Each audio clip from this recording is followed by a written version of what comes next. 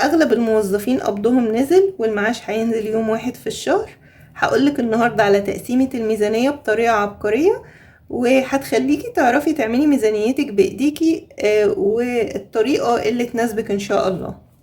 ميزانية الشهر ده مختلفة جدا، دي ميزانية المدارس. هقولك لو انتي مش عاملة حصالة المدارس فاضغطي نفسك شوية عشان تقدري تجيبي كل طلباتك. لو اول مرة بتشوفيني فانا امنية علي ودي قناتي، وما تنسيش اللايك والشير والاشتراك في القناة وتفعلوا الجرس على الكل عشان يوصلكم كل جديد. واللايك لان اللايك ده اللي بيرفع الفيديو ويخليه يوصل لاكبر عدد من الناس عشان الكل يستفيد. المرتب بيطير من غير ما تحسي، جربي معايا الميزانية بالطريقة دي. ازاي تعملي ميزانية صح وتوفري طول الشهر من غير ما تتزنقي اخره. نفتح بقى المرتب سوا ونقسمه.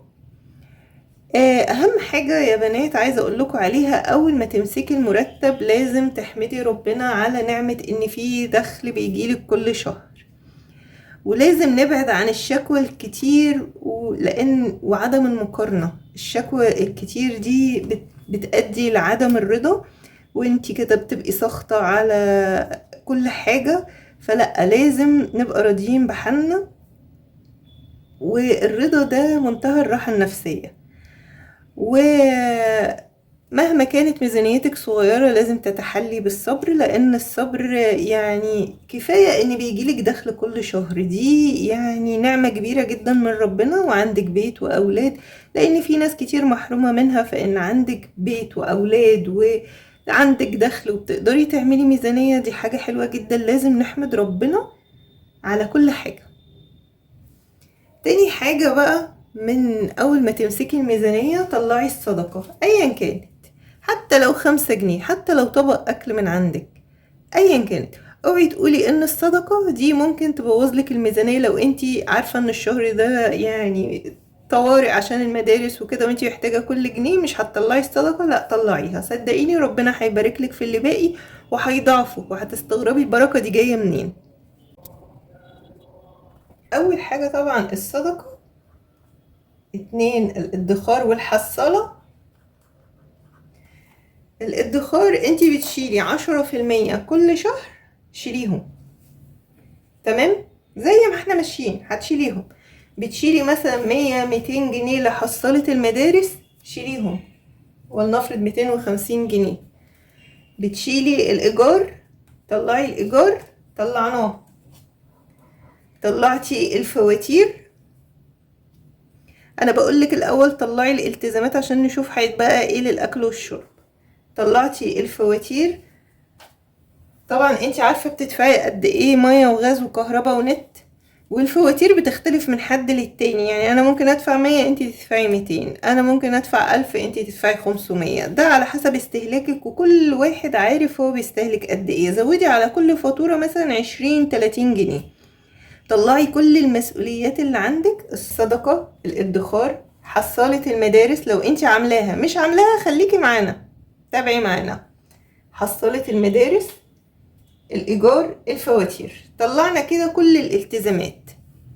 اللي باقي معانا بقى للأكل والشرب.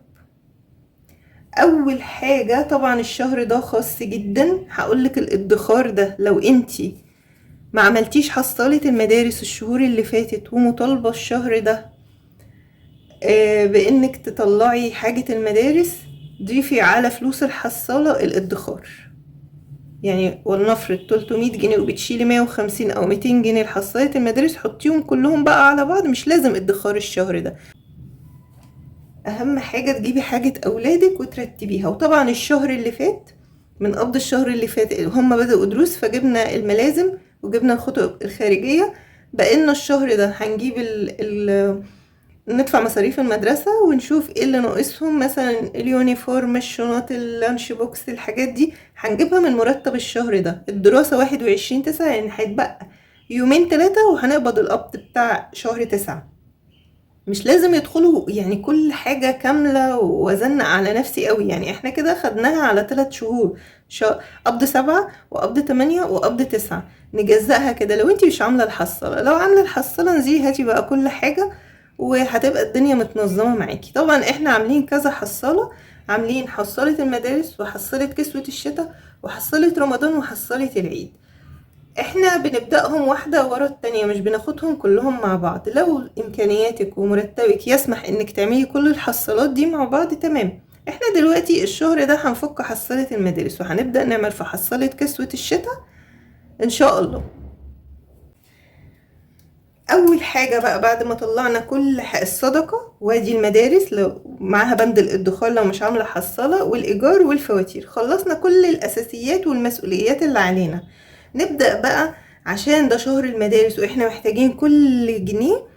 هبدأ اعمل مش هنزل بقى على طول اكتب الميزانية زي كل شهر وانزل فورا اشتري واملى البيت خزين، لا، واحدة واحدة كده. الشهر ده بيتعامل معاملة خاصة عشان الالتزامات اللي فيه.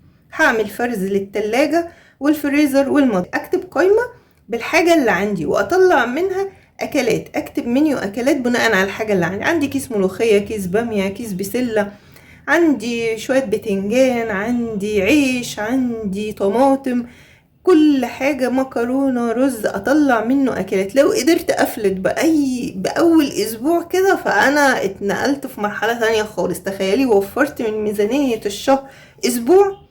انا بس عايزة اعتمد على الخزين اللي عندي في التلاجة عشان دول اطلع منهم كمان للمدارس. وعملنا ميزانية 3500 جنيه، طلعنا منها 1000 جنيه، طلعنا منها 1000 جنيه للي مش عامل حصالة يقدر يوفر منها 1000 جنيه. طبعا شوفوا الفيديو.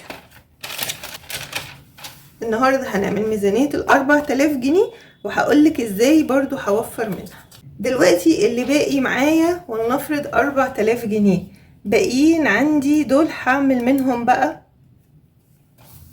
اللحوم والخضار والخزين والمنظفات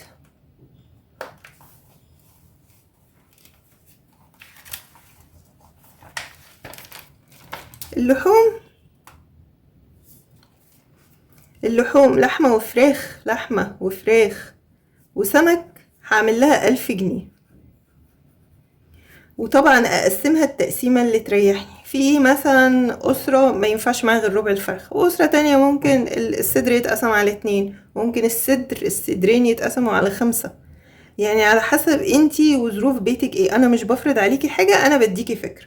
فاللحمة والفراخ والسمك طلعنا لها 1000 جنيه. جينا بقى على الخضار اللي هو السوق الاسبوعي ده، هقسمه على 4 اسابيع.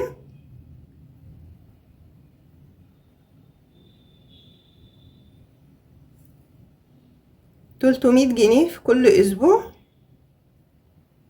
يعني ب1200 جنيه.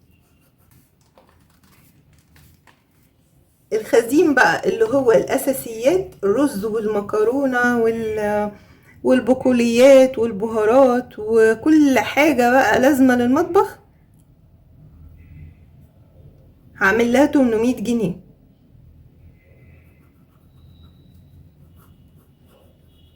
وطبعا الاساسيات دي ممكن انزل اشتريها بالشهر، بس احنا المرة دي هنعملها اسبوعين، يعني 400 كل اسبوعين. انا الفكرة ان انا عايزة يبقى معاكي فلوس، يبقى معاكي فلوس. والفراخ واللحمة برضو قسميها 500 و500 كل اسبوعين. انا مش هقولك الشهر ده انزلي هاتي كل حاجة مرة واحدة، لا، بالراحة. احنا عايزين يبقى معانا فلوس عشان لو حصل ظرف طارئ في بند المدارس اعرف اتصرف، اعرف ابدل الحاجات دي بوجبات اقتصادية غير مكلفة، اللي هي بقى البصارة والمسقعة والمحشي، شوية رز مع بصل وطماطم، عدي يوم الحاجات دي، وكشري اصفر وكشري مصري. يعني الفكرة ان يبقى معاكي فلوس عشان بند المدارس ده مهم جدا. فانا مش عارفة ايه اللي هيحصل، وخصوصا لو انا مش عاملة حصالة. لو عاملة حصالة هتصرف عادي وهمشي بيتي عادي خالص، ما انا بقى عاملة حسابي. لو مش عاملة حسابي فهقولك الخضار انزلي كل اسبوع، هتاخدي كل اسبوع 300 جنيه طماطم وبطاطس وفاكهة والبتنجان والحاجات دي. واللحمة والفراخ كل اسبوعين 500 جنيه، يبقى 1000 جنيه. والخزين الرز والمكرونة، الحاجات اللي كنا بنجيبها بالشهر، لا، هاتيها على مرتين، 400 في 400 كده يبقى 3000 جنيه. المنظفات هاجي عليها شوية، معلش هديها بس 200 جنيه. هجيب صابون سائل سايب، وصابون عادي، صابون حوض عادي، وكلور والحاجات اللي بجيبها دي، ومسحوق غسيل عادي ب200 جنيه طول الشهر. هرتب نفسي على 200 جنيه، يعني احنا في فترة حرجة فلازم نيجي على نفسنا. وبعدين السوبر ماركت بقى، التلاجة هديها 800 جنيه. التلاجة دي البيض والجبنة واللبن، ده بس عشان بند المدارس وما ينفعش استغنى عنه. وبعدين هجيبها بقى اسبوع باسبوع.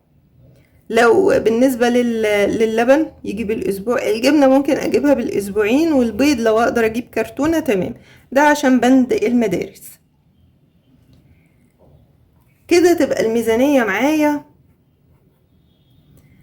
1000، 2200، 3000 و3200، 4000 جنيه. كده الميزانية معايا 4000 جنيه.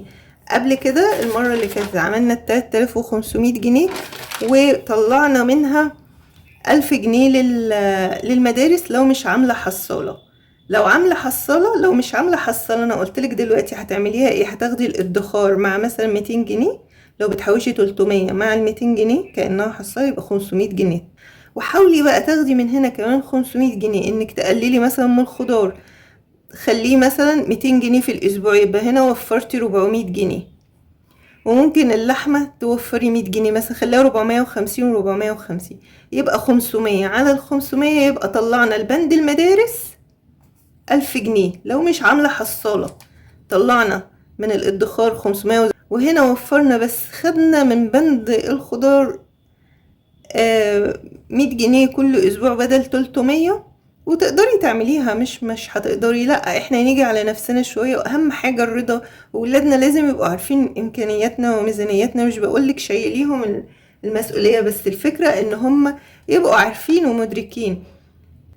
يبقى كده طلعنا من بند من ميزانية 4000 جنيه طلعنا 1000 جنيه، وميزانية 3500 جنيه عملناها في فيديو قبل كده، فيديو منفصل، طلعنا منها 1000 جنيه. يبقى ان شاء الله الشهر ده هيعدي بسلام ومفيهوش اي مشاكل، وهنعمل هنجيب لولادنا كل حاجة. وزي ما قلتلك احنا هي دلوقتي جت من عند ربنا واتقسمت. الشهر اللي فات الدروس بدأت، فجبنا شوية حاجات، جبنا الكتب والملازم، الكتب الخارجية والملازم.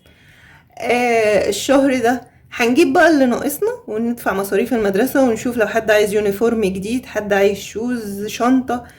لو باقي حاجة بقى جت على لانش بوكس، مشيها اول اسبوع باكياس يعني. وبعدين هو مش اول اسبوع، الدراسة هتبدأ 21/9، المرتب هيبقى 24/25.